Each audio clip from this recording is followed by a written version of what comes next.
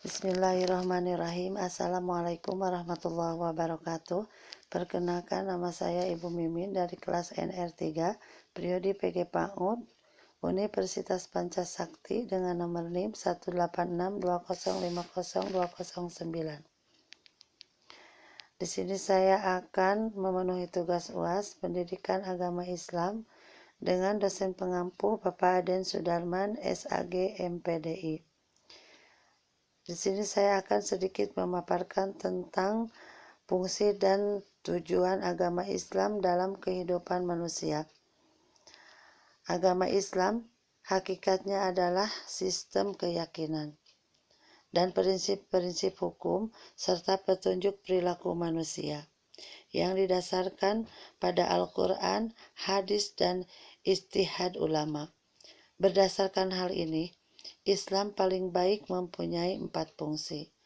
Yang pertama, Islam berfungsi sebagai tuntunan bagi manusia agar memiliki akhlakul karimah atau perangi yang mulia dengan terpuji.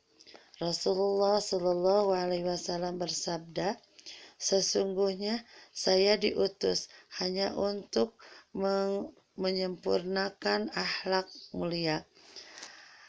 Akhlakul karimah harus kita lakukan, baik yang berhubungan dengan Allah maupun yang berhubungan dengan sesama manusia dan alam sekelilingnya. Yang kedua, bagaimana Islam berfungsi sebagai jalan untuk menggapai kemaslahatan, ketenangan dan kedamaian serta keselamatan baik di dunia maupun di akhirat. Dan satupun ajaran dari Islam, baik perintah maupun larangan, yang bertujuan untuk menciptakan kerusakan di muka bumi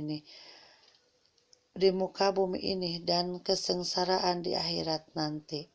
Allah Subhanahu wa Ta'ala berfirman, "Dan janganlah kamu berbuat kerusakan di muka bumi ini setelah Allah memperbaikinya." Surat Al-A'raf ayat 56. Yang ketiga, Islam mengandung ajaran-ajaran moderat, seimbang dan lurus, atau Al-Adin Al-Qayyim. Islam menyeimbangkan antara urusan dunia dan akhirat. Allah Subhanahu wa Ta'ala berfirman, "Dan carilah pada apa-apa yang dianugerahkan Allah kepadamu kebahagiaan negeri akhirat, dan janganlah kamu melupakan kebahagiaan dalam kenikmatan dunia." Surat Al-Qasas ayat 77 diriwayatkan dalam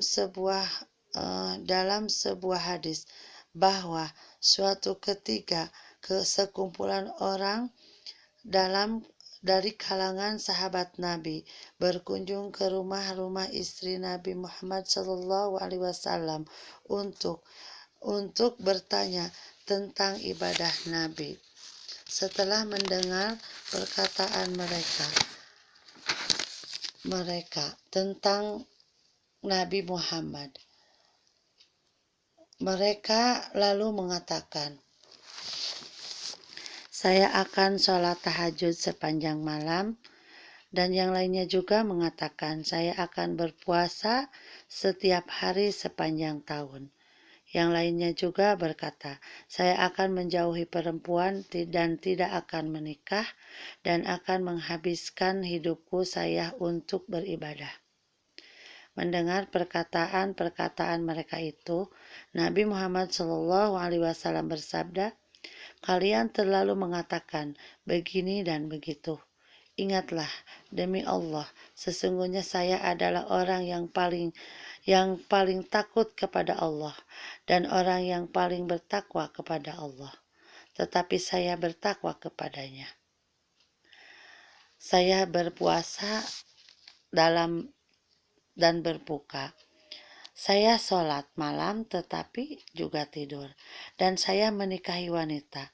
Barang siapa yang tidak suka dengan sunnahku, maka dia bukan golonganku." Hadis Al-Bukhari dan Muslim. Yang keempat, agama Islam mestinya berfungsi sebagai pemersatu umat yang berbeda-beda, baik dari segi keagamaan, suku, dan adat istiadat.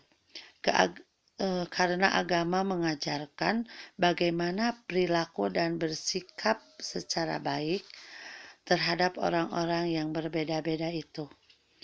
Pemersatu umat yang beragama ini telah dipraktekkan Nabi setelah memasuki kota Madinah pada tahun 622 Hijriah dengan membuat piagam Madinah yang mempersatukan umat Islam secara internal dan antara umat Islam dan umat-umat lainnya yang ada di sana, khususnya orang Yahudi dan Nasrani. Atas dasar hal tersebut, apabila pandangan sikap tersebut dan apabila ada pandangan sikap dan perilaku seseorang yang cenderung memecah belahkan umat, bahkan menimbulkan konflik horizontal, kita harus bersikap waspada, tidak perlu mengikuti, karena agama Islam tidak mengajarkan hal-hal itu. Kesimpulannya, Islam tidak mengajarkan sikap ekstrim dalam membentuk dan dalam bidang apapun. Seandainya ada pandangan keagamaan yang mengatakan atau yang mengarahkan untuk bersikap ekstrim dan radikal, baik dalam hal radikal keagamaan, ekonomi, politik, dan lainnya, maka kita harus mewaspadainya. Kita tidak perlu mengikutinya. Sekian. Billahi taufiq wal hidayah. Wassalamualaikum warahmatullahi wabarakatuh.